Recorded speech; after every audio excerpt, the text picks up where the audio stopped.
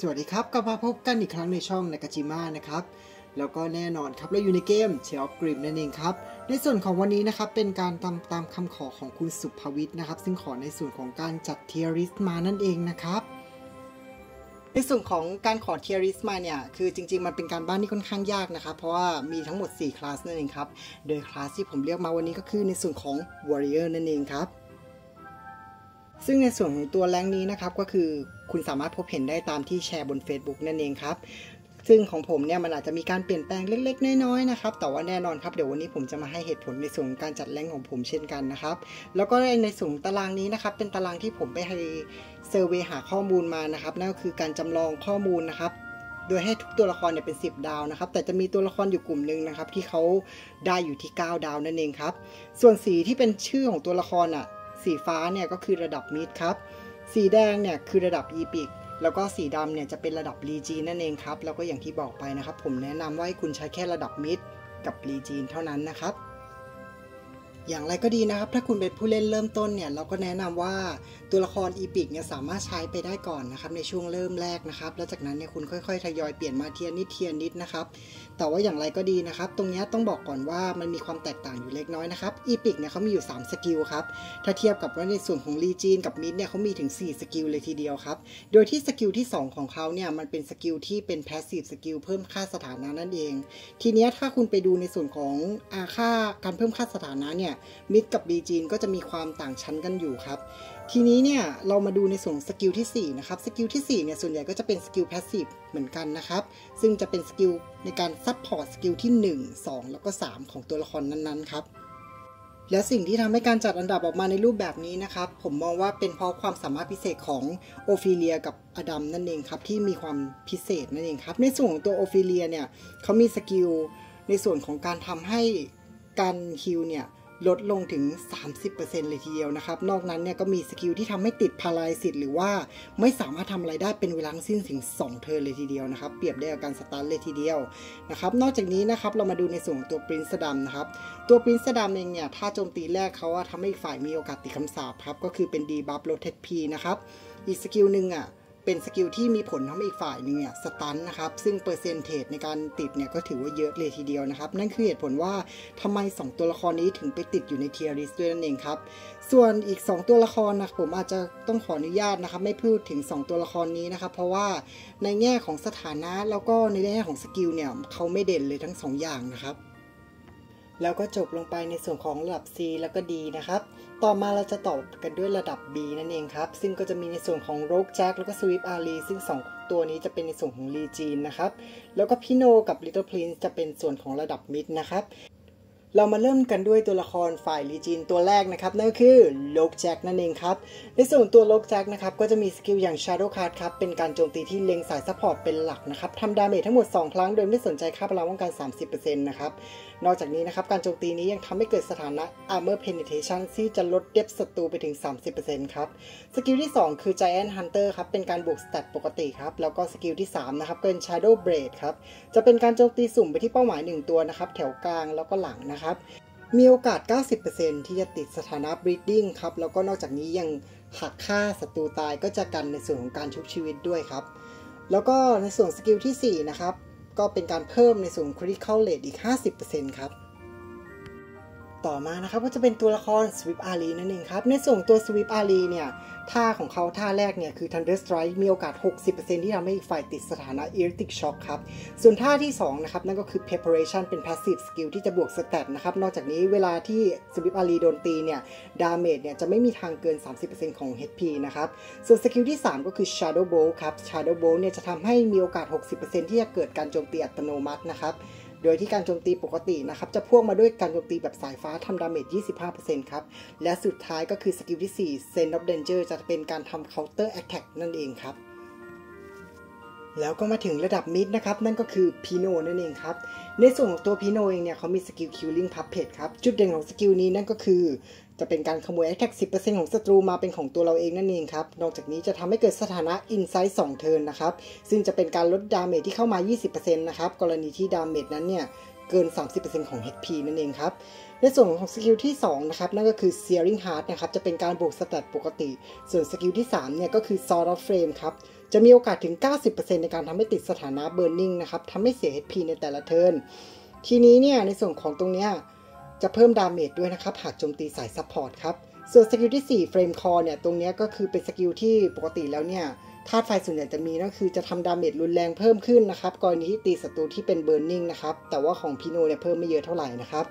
แล้วก็จะทำดาเมจเพิ่มหากกรณีที่ Attack ของพีโนเนี่ยมีเหนือกว่าฝ่ายตรงข้ามนั่นเองครับ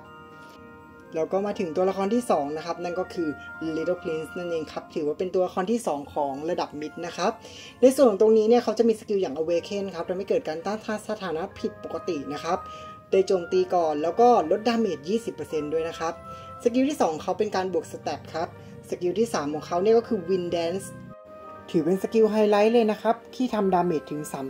399% มีโอกาส 30% ทำให้เกิดสถานะ Breeding นะครับนอกจากนี้นะครับหากมีแต้มชาร์จ3แต้มเนี่ยจะได้โจมตี1ครั้งนะครับกรณีที่ตีเป็นครั้งที่2เนี่ยจะเป็นการสุ่มตี2ตัวนั่นเองครับ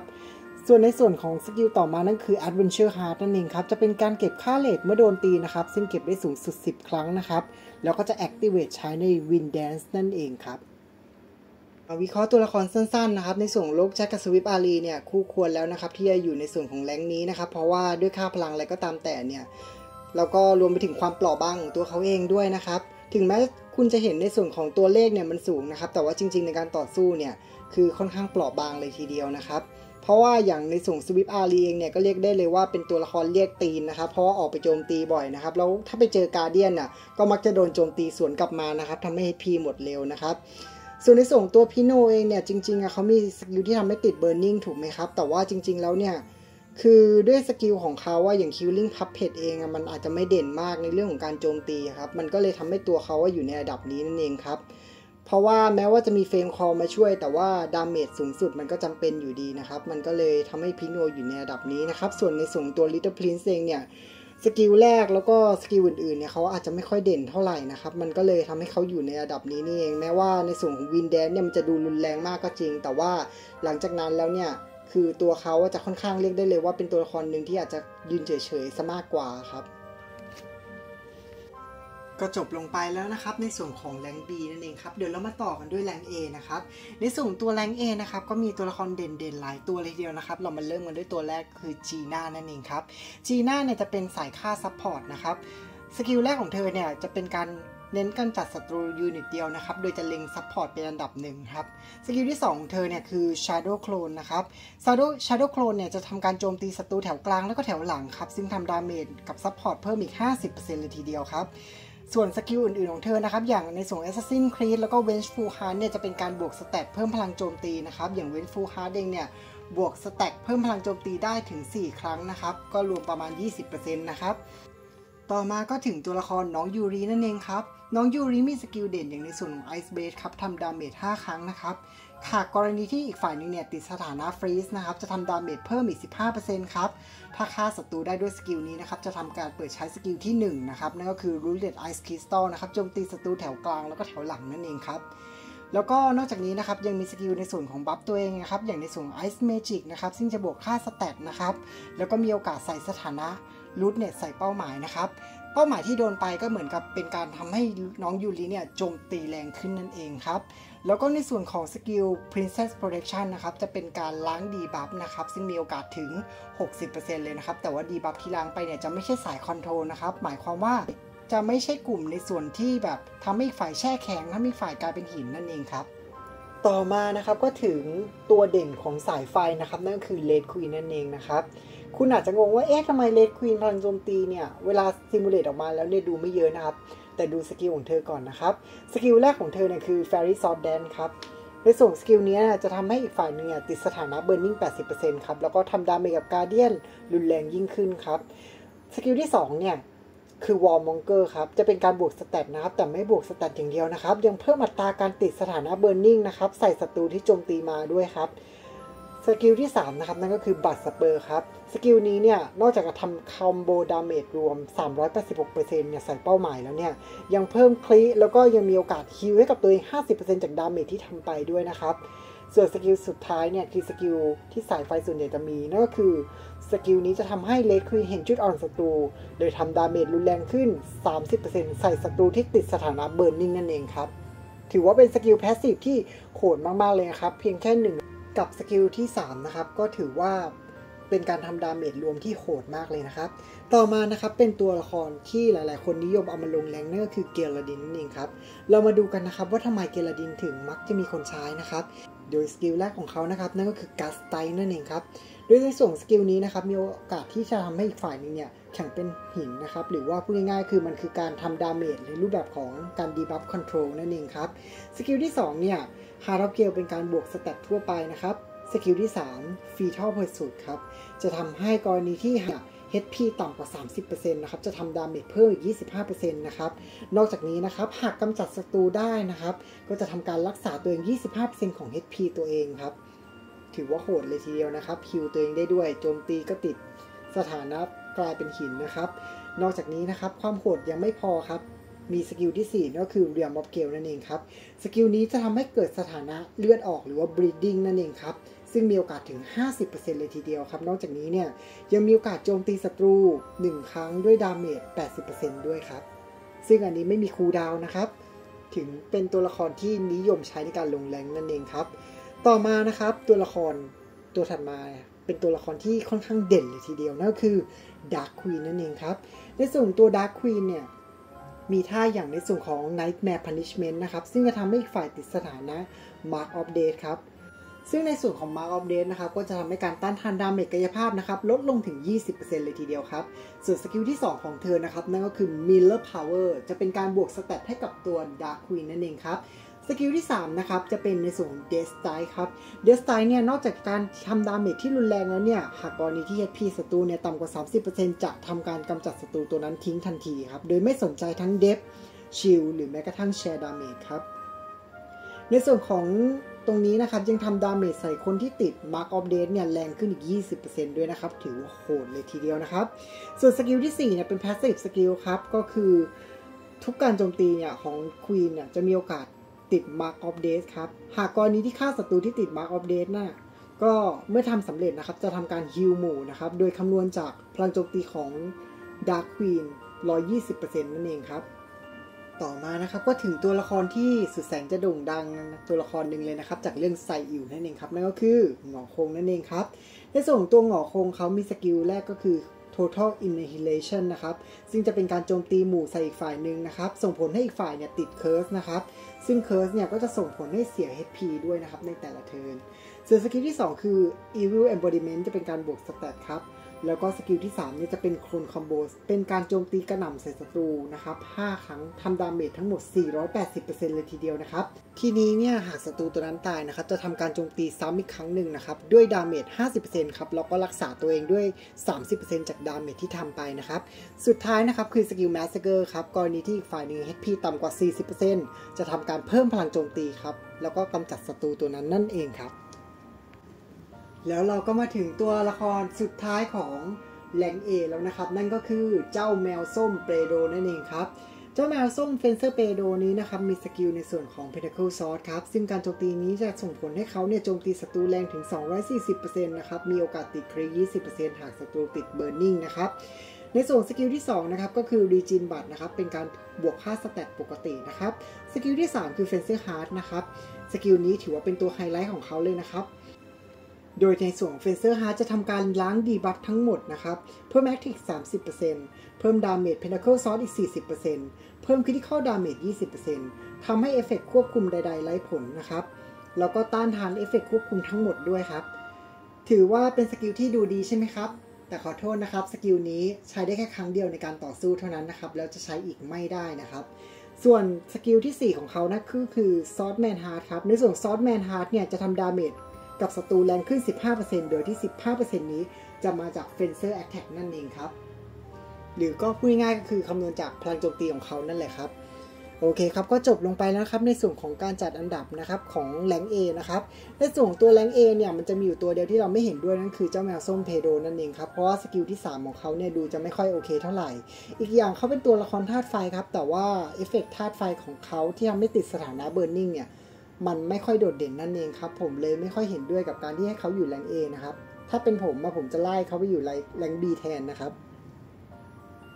แล้วก็มาถึงตัวละครตัวสุดท้ายของเรานะครับนั่นก็คือตัวละครระดับแรง S นั่นเองครับเป็นตัวเดียวด้วยนะครับที่อยู่แรง S ถามว่าเพราะอะไรนะครับเดี๋ยวคุณมาดูสกิลกันเลยนะครับในส่วนของตัวสกิลเนี่ยสกิลแรกของเขาคือ Hero Combo ครับจะทำการโจมตีทั้งหมด 3-5 ครั้งนะครับโดยดาเมจรวมเนี่ยเฉลี่ยอยู่ที่ 180-300% นั่นเองครับก็เฉลี่ยประมาณ 60% ต่อครั้งนะครับโดยที่การโจมตีเนี่ยมันมีโอกาสเพิ่มคริติคอลนะครับแล้วนอกจากนี้เนี่ยมีโอกาสที่จะใส่ดาเมจแอมพลิฟายใส่ศัตรูด้วยนะครับซึ่งส่งผลให้เราโจมตีศัตรูตัวนั้นแรงขึ้นนั่นเองครับสกิลนี้อาจจะดูไม่โหดเท่าไหร่นะครับคุณมาดูสกิลที่2ก่อนนะครับโดยที่ผมเรียกสกิลนี้ว่ามิตรแท้แห่งความเที่ยงธรรมนั่นเองครับหรือว่า Heroic Body นั่นเองครับซึ่งในส่วนตัว Heroic Body เนี่ยที่ผมเรียกแบบนี้นะเพราะอะไรนั่นแหละครับลองดูตัวสกิลนะครับนอกจากจะเพิ่มในส่วนค่าสแตทนะครับอย่างพวก Attack HP แล้วว่า Crit แล้วนะครับยังส่งผลให้ทุกครั้งนี่ที่เพื่อนออกไปโจมตีนะครับหรือว่าทำการ Counter Attack เนี่ยตัวปินชามเนี่ยจะออกไปช่วยตีด้วยครับแล้วก็ทำดาเมจ 100% ซะด้วยนะครับแล้วที่สำคัญเนี่ยอันนี้เขาทำได้สูงสุดทั้งหมด5ครั้งนะครับโหดไหมล่ะครับคิดดูแล้วกันนะครับถ้ามีตัวไหนที่ออกไปโจมตี2ครั้งอยู่แล้วครับปินชามก็ออกไปด้วยอีกทีนึงนะครับถือว่าเป็นการแจมอย่างโหดเลยนะครับแล้วนอกจากนี้นะครับก็ยังมีในส่วนของสกิลที่3นั่นก็คือ King Slide นั่นเองครับโดยสกิลนี้นะครับจะเป็นการเก็บแต้มนั่นเองครับทุกการโจมตีนะครับจะนับเป็น1แต้มนะครับหมายความว่าถ้าปินชามออกไปโจมตี1ครั้งก็จะได้1แต้มนั่นเองครับแต่ละแต้มเนี่ยจะบวกพลังโจมตีให้ปินชามทั้งหมด 1.6% ครับแล้วก็แต่ละเทิร์นเนี่ยจะเก็บได้ทั้งหมด8แต้มนะครับหากกรณีที่ครบ15แต้มแล้วเนี่ยจะทำการ activate ใช้งาน King Sword ขึ้นมาครับซึ่งเป็นการโจมตีหมู่นั่นเองครับโดยการโจมตีหมู่ครั้งนี้นะครับจะส่งผลให้อีกฝ่ายนึงเนี่ยมีโอกาสติด Electric Shock นะครับถึง 70% เลยทีเดียวนะครับส่วนตัวที่ติด Electric Shock อยู่แล้วนะครับก็ส่งผลให้รับดาเมจเพิ่มไปอีก 20% ครับแล้วก็มาถึงสกิลสุดท้ายนะครับสกิลนี้ก็คือ Holy Light นั่นเองครับสกิล Holy Light เนี่ยจะทำการ activate ก็ต่อเมื่อ HP ของปินชามเนี่ยต่ำกว่า 50% ครับแล้วก็จะทำการเปิดใช้งานล้างดีบัฟทั้งหมดเพิ่มดาเมจให้กับตัวปินชามอีก 15% นะครับแล้วก็นอกจากนี้ก็ลดดาเมจที่เข้ามาอีก 15% ครับส่วนสกิลนี้ไม่สามารถล้างผลด้วยสกิลอื่นๆได้นะครับ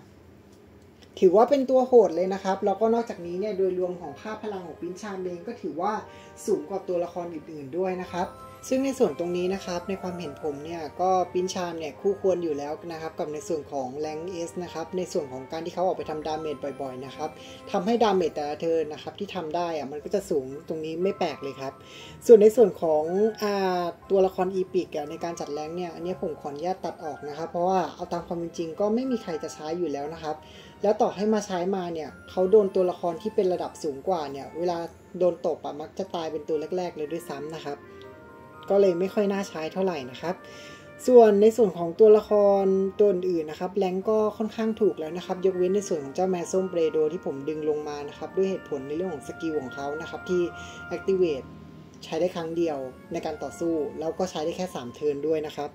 ก็เลยเป็นเหตุผลที่ผมดึงเขาลงมานั่นเองครับในส่วนตรงนี้ผมมองว่าตัวละครนี้ดีตรงที่เขามีตัวละครที่หลากหลายนะครับเวลาเขาสร้างตัวละครใหม่ๆมาก็มาพร้อมกับลักษณะเด่นแบบใหม่ๆครับซึ่งมันทำให้คุณสามารถ mix and match ตัวละครเพื่อที่จะมาต่อสู้กับทีมของคนอื่นได้อย่างหลากหลายนั่นเองครับโดยที่คุณไม่ต้องมากังวลว่าเราต้องได้ตัวละครตัวนี้เท่านั้นนะครับทุกคนต้องเล่นปินชามอย่างเดียวอะไรเงี้ยมันก็ไม่ใช่นะครับจริงๆถ้าคุณสามารถ mix and match ตัวละครได้เนี่ยมันก็จะสามารถที่จะสร้างทีมที่มีลักษณะเด่นแบบใหม่ๆได้ครับโอเคครับยังไงก็วันนี้ขอบคุณนะครับแล้วก็คุณมีความเห็นอะไรคุณสามารถทิ้งคอมเมนต์ไว้ได้นะครับสุดท้ายนี้นะครับขอบคุณที่เข้ามารับชมรับฟังนะครับรบกวนกดไลค์เป็นกำลังใจกันด้วยครับสวัสดีครับ